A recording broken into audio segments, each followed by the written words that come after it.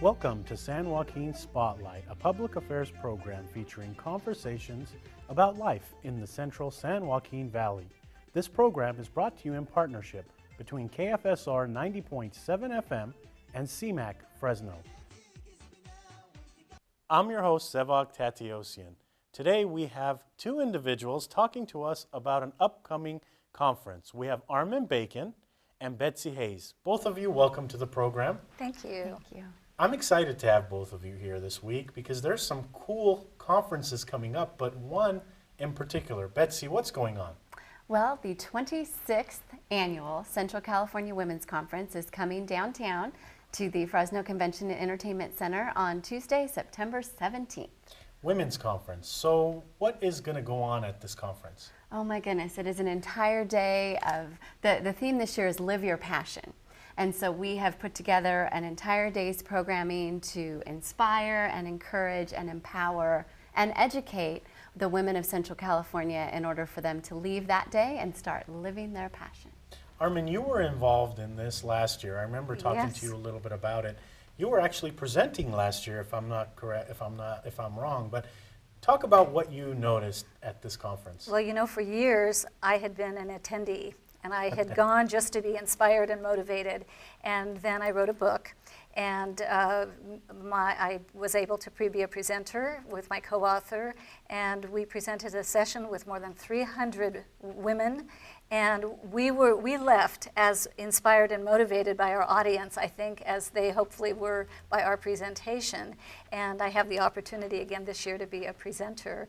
And the title of my session this year is I Dare You to Live Your Life. I Dare You to Live Your Life. Yes. Can you go into details about how you prepare for such a presentation? And the reason I ask you the question is because you're going to look out and you're going to see a ton of people out there. Yes. Some people will be nervous, but what are you doing to prepare for that? Well, you know, I'm a listener. I pay attention to a lot of my peers and the professional women, my family members, women in general, my girlfriends that I've grown up with. And I think there are so many of us who put off living our passion thinking, you know, first I have to do the laundry, I have to raise my children, I have to do my job, I have to take care of my aging parents. And we delay doing the things that feed our soul. And so my session this year is going to be about putting yourself first and finding your true passion and what some of the things you have to do in order to get there. And, you know, create boundaries for your time, learning how to say no, giving yourself permission to be first on your list once in a while. Is there a balance? Can you balance doing things for yourself and also helping your family? Because a lot of times I hear people say, oh no, I have to always do this way. I think for women, it's fair to say it's a lifelong pursuit. There's no golden magic bullet. We're all, and that's what's the beauty of the conference. We learn from each other. So whether you go with your daughter to the conference or you're a girlfriend or a colleague, you share those secrets during the sessions, and you listen to people who are really focusing in on those issues, whether it's balancing time, whether it's taking better care of our health. You know, it's a delicate balance being a woman these days, and I think this conference really gives all women participants an opportunity to take away something very, very valuable that they can incorporate into their daily life to make that balance a little more realistic. Betsy, who is the main speaker this year? Because I've been watching social media and everybody's talking about this event. Who's the main speaker? Our celebrity keynote is Helen Hunt. Helen Hunt, Yes. very nice selection. And everyone is absolutely echoing what you're saying with the excitement. The social media buzz is going crazy, and I think she's a very much loved actress. She's also, you know, been very successful behind the camera and a leader in her field, breaking the glass ceiling in some of those directing and producing areas. And so that's one of the reasons we thought she'd be an amazing keynote speaker for the conference. You all have done such a fantastic job bringing talent to Fresno. Talk about who you've brought in the past, because you've brought some impressive names, and I've seen the list, and it's like, wow, they came to Fresno for what? Absolutely. And you know what? It actually is a very easy sell. We let these amazing women know about what our mission is and what we're doing here. And if their schedule allows it, you know, they do typically say yes. Last year we had Jamie Lee Curtis, which was one of my favorites. Oh, I have also been an attendee before I got involved in the conference, and she's definitely in my top 5. Gina Davis was very recently. We've had Susie Orman twice. She's the only speaker we've had twice. We had her, and then, as you know, the economy, and so we thought, you know what, we need to have her come back. So that was wonderful. Goldie Hawn was Robin Roberts, who was more inspiring than she is on television. So when they come to Fresno, I imagine you meet them or you two meet them. What do they say about Fresno, and what do they say about the conference, more importantly? They love the conference. The energy, and which is so difficult to describe, and you can sort of see it and feel it in the photographs, but to be there and to experience that energy, particularly at the luncheon when there's 3,500 women, you know, cheering for these celebrities and rooting them on, and after the luncheon their comment is always, what an experience, what a life-changing experience. And everyone, to the person, has said, I'm so grateful that I took this opportunity to come here. And you know, I think that each of the, especially the keynote speakers, all of them have consistently been champions for women. And so to look out into the audience and to see a sea of women who are there for self-betterment, for personal renewal, to get inspired. I mean, there's a lot of power in the house that day, and I think, again, it's mutually beneficial. I think our keynote speakers leave inspired. Certainly the audience. I remember Gina Davis 2 years ago. She said something during her keynote speech at lunch. She said, I've learned to be tenacious to a ridiculous level. And I was, during that time, writing my book. And that sentence stayed with me. It's still written on above my sink in my bathroom, because when I'm tired and weary-eyed, it just gives me the motivation to keep pushing, even when I'm ready to collapse. And she, you know, in showbiz, they make it look so easy. But obviously, to be successful, whether you're Helen Hunt or Jamie Lee Curtis or Gina Davis, you're working hard. They all are raising families.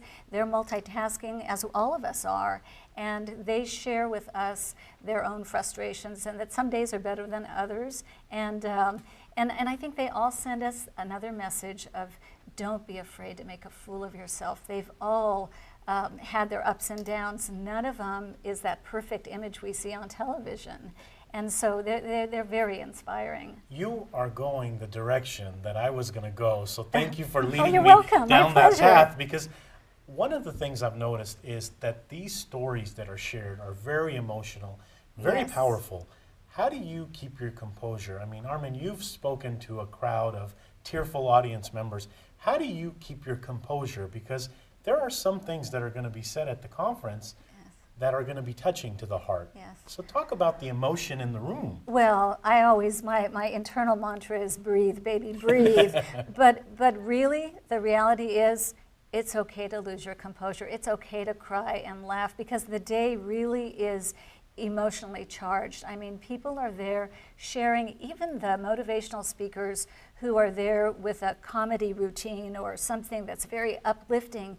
There's always a story behind their presentation, and usually from tragedy they have triumphed. And so I think it's okay to feel the full range of emotions during that day, and we all leave holding on to each other a little bit tighter and realizing it's okay to be human. So you know, I've had those moments when I lose my composure, whether I'm presenting or sitting in the audience, and I think it's okay. I think that delivers a message that we're all human and we're all vulnerable, and that's okay.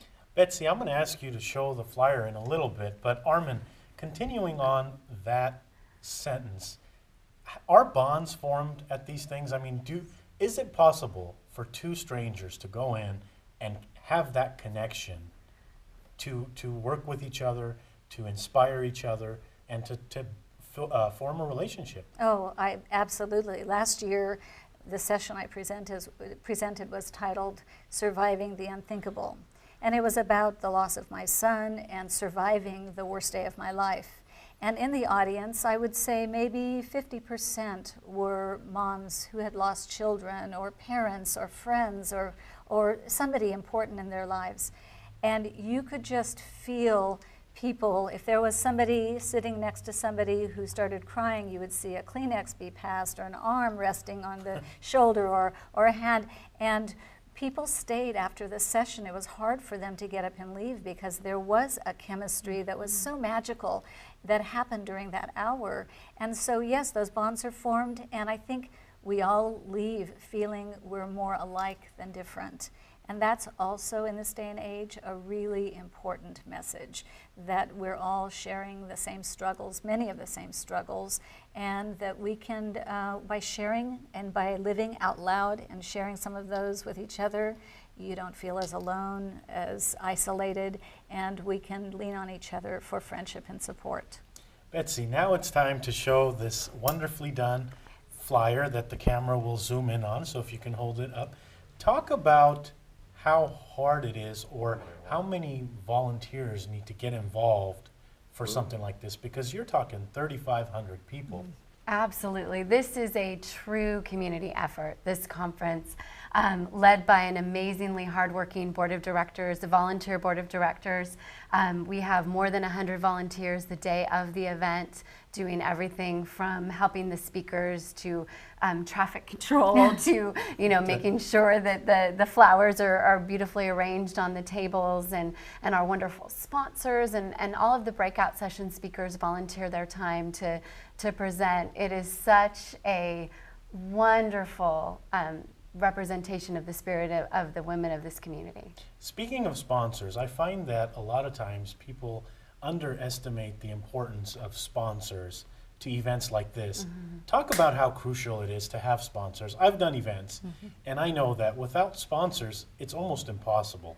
It really is. We are able to provide such a beautiful day for the attendees for a very reasonable fee. The tickets are $95, and that includes breakfast, lunch, and pretty much dinner, because at the end of the day we have heavy treats with our cool down session, plus our celebrity keynote speaker warm-up, cool down, 27 breakout sessions, marketplace with 175 vendors.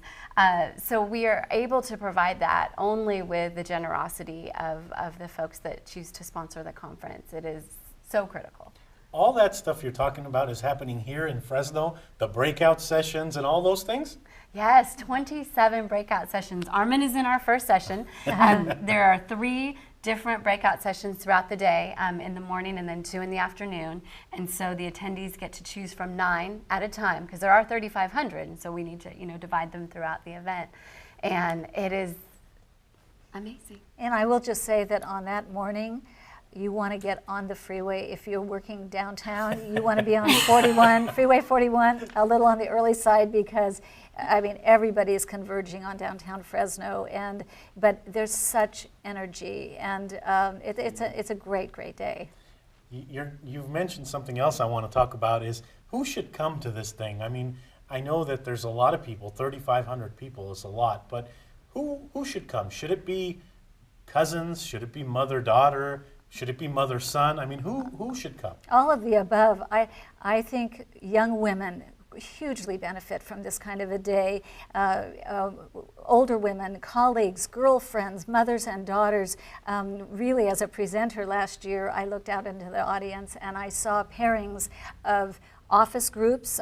My office, for instance, we bring a delegation, so lots of companies support their employees coming for a day of personal renewal and workshops and presentations that they get to listen to. Mothers and daughters can come for some very special magical bonding. Girlfriends, old women, young women, all culturally diverse group. It's a completely mixed bag, and it's wonderful because it's very reflective of the diversity and uniqueness of our community.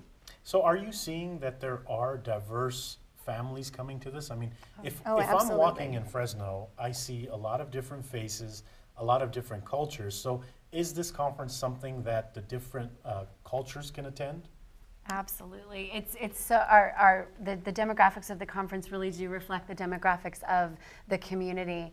And this year, even to add even more spice and fun to the diversity, our warm-up speaker is actually an international motivational speaker whose primary world is Spanish language.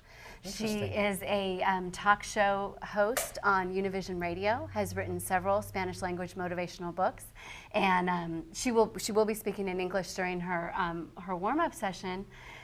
She is absolutely taken over the world as far as the Univision space. Several of the Spanish language newspapers she writes a column for, and we brought Maria because she could motivate this piece of paper to run for president. That is how motivational this woman is.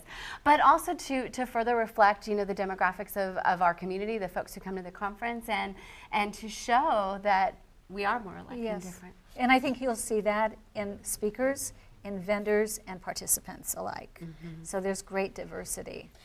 I'm going to ask both of you this question, but starting with Armen, why are you so involved in this? I mean, you're a busy woman. You have a lot of things going on. You have a full-time job. You have a book. Why are you so involved in something like this? A lot of people will say, why do you do it? There's a lot going on in your life. First, I think it's so important in our community. Women have a huge place in our community, and this is a day that's designed just for them. And we have a lot of women in leadership, and a lot of, it's a hub. And I think Fresno, for all the bashing we get, we have some phenomenal women, and this is a day that's designed for them. And I do this because, like everybody else, there are days when I need to recharge my battery, and a day that I give myself permission to either be a presenter and extend myself to other women and share some life lessons with others, give back to the community, or be in the audience at the luncheon to hear somebody share their story and to learn. I always have so many takeaways with me that I always take notes, and one or two little moments that stay with me for the entire year until the next conference. And so I do it because I love Fresno, and I think we have an incredible world of women here who are doing great things, and they deserve it. They're worth it. How do you inspire people, Armen? I mean, there are people out in the community that we deal with on a regular basis that aren't inspired, or they're down, or they're going through tough things. What can we do to lift them up? What, as a community or as people, can we do? I know I'm putting you in the spot with that left field question, but go ahead and answer, because I know you help people. I think by sharing, I'm a storyteller, and by sharing my story, which, I've had a wonderful life. I love Fresno. I'm born and raised here. I've traveled, but I've had hardships also. I lost my son. And it's that message of waking up every morning and whispering to yourself, today I'm going to give the world the best I have to offer. And by sharing not only the good things that are going on, but also some of the stuff that goes on behind that velvet curtain that nobody sees, again, we extend ourselves and we make that human connection. And I think that's motivating in of itself. And so all of the speakers at this year's conference will have secrets to share and little tips for surviving and thriving, and I think that's what makes for a good community, a strong community. Betsy, now your turn to answer the question. You're very busy. I get emails from you wearing different hats, and off camera we were talking, and the rumor is you're working on your own book as well. So why are you so involved in this? I mean, I know you've taken a leadership role in this conference. Very similar to Armen's comments. It is so important. I have been an attendee of this event for more than a decade, and experiencing it from that side of it just led me to be aware of how critical it is for something like this to continue to grow and to thrive, because it is a gift to the community that the board puts together. And when I was asked to come on board in sort of more of an organizational role, I jumped on the opportunity because it's kind of, for everyone who's involved, it's a mission. It is a mission because the information that is shared is so valuable, the experience of the event itself is so valuable, and we want it to be the absolute best it can be. And so we just, get in and, both feet, both hands, the whole self, and try to make it happen. And I think I will just add, for the next generation of women, for our daughters and granddaughters, I think we need to create something like this that will have a long shelf life that we can continue to offer to the women of our community. And it's been around for a while, so it sounds like it's got motivation behind it, it's got momentum behind it. Talk about, again, how long you've been involved and how have you seen it grow over the years? Absolutely. It's the 26th year, started by the late Senator Ken Maddie, who thought, it was very visionary and is thinking and felt that this was a really important thing for the women of Central California. And I have personally been involved, I was also a breakout session speaker, both in 2009 and 2011, coordinating all of the speakers and the PR now for the last couple of years. Speaking of the legacy to our children, I have 2 daughters, one of whom is 16. She went last year as an attendee. And this year she said, "Oh, Mom, I don't want to come as an attendee. I really want to volunteer. I want to work for the conference." And in fact, this afternoon, she was helping me go through some of the, making sure your AV is correct for your session, Armen. And I think that is so much fun because this is something hopefully she will choose to be involved in. My mom always sells a table, so we have it intergenerational family event in our house. So it's just a very special thing. Armen, I want to take you back to the first time you were ever at this conference. So you're in the audience, the first speaker comes on. What are you thinking at that point? I'm thinking I am a raw canvas. I have so much to learn. I was young. And at first I said, am I intimidated by the information that, because everybody's so smart, everybody's so dynamic, the speakers are incredible. And then I just allowed myself to be a sponge. And I always take notes. And those notes, weeks later, I'm looking at them saying, this is worth $1 million in shaping new practices, in just giving me little new tidbits to live by, and each year that's happened. And the first year you attend, it's a little overwhelming because there's so many opportunities. There are vendors, there are breakout sessions, there's a luncheon speaker, and you're running into friends and stopping.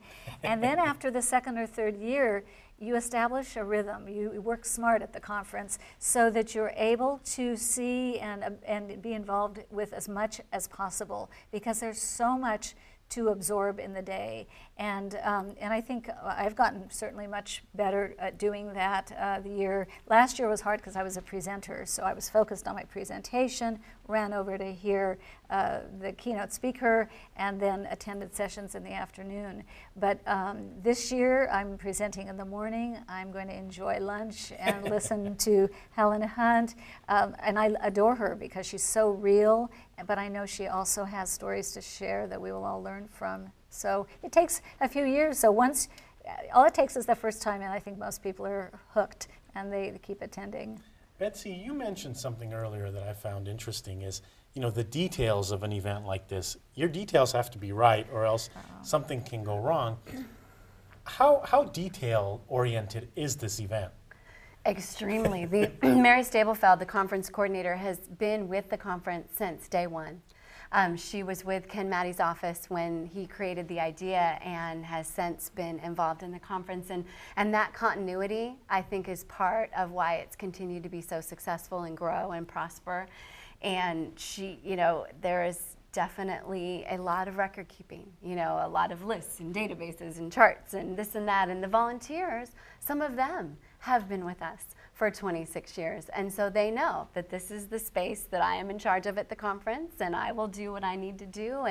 And the folks that, print the signs, they've been printing the signs for, 10, 15 years. And the Pepsi donates water and sodas for us, and they know exactly how much to bring. And so I think the rich history and the fact that once people are involved, we sort of do hook them in forever. But that helps. And the other thing, when you receive your registration, you sign up for your sessions, and they have to plan rooms accordingly. I was amazed last year because We ended up in a large room, and it was filled to capacity, and it was like, how did they figure out what size room I needed for my presentation? But they do the math, they do their homework, and the conference, the board, I really have to applaud. They're so dedicated, they work tirelessly, and they do that so from the minute you walk in, you feel like the guest of honor, and I think everybody feels like a VIP during the entire day. So it's a beautiful, beautiful conference and a great opportunity for women of all ages.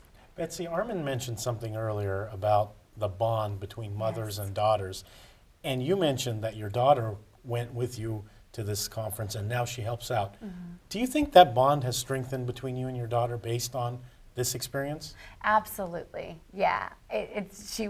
She's so cute. I mean, I know I'm biased, but when do I get to know about the keynote speaker? And okay, Mom, I'm out of school. How can I help? And she's very social media savvy, so she's actually going to be working with us on Instagram. And so being able to do this work project together has definitely brought us closer. And it's fun to have me learn from her expertise, her learn from my expertise, and that's something a lot of moms and daughters don't get the opportunity to do. So I'm very, very happy. We haven't talked about the food at this thing, but the food. Is there breakfast and lunch at this thing? The food. Yes, we have Kaiser Permanente is putting together a healthy breakfast in the morning. So when folks come, there's a healthy continental breakfast for them. We have a beautiful lunch. Pardini's does an amazing job with a very healthy, wonderful lunch. And then at the marketplace, there are a lot of vendors who are food vendors, and so they provide samples and different things.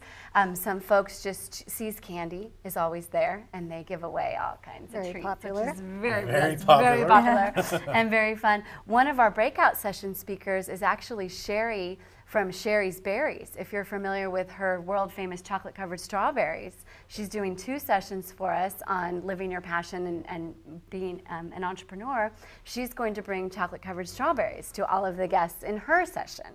So there will be lots of opportunities to munch and munch. And at the end of the day, we do have wine and hors d'oeuvres supported by Chick-fil-A and a lot of the local agriculture folks. We'll have little packages of raisins, of course, and food that is indigenous to the region. We are running out of time this week, and so real fast, one sentence, both of you. Why should people attend this event? We'll start with you, Armen.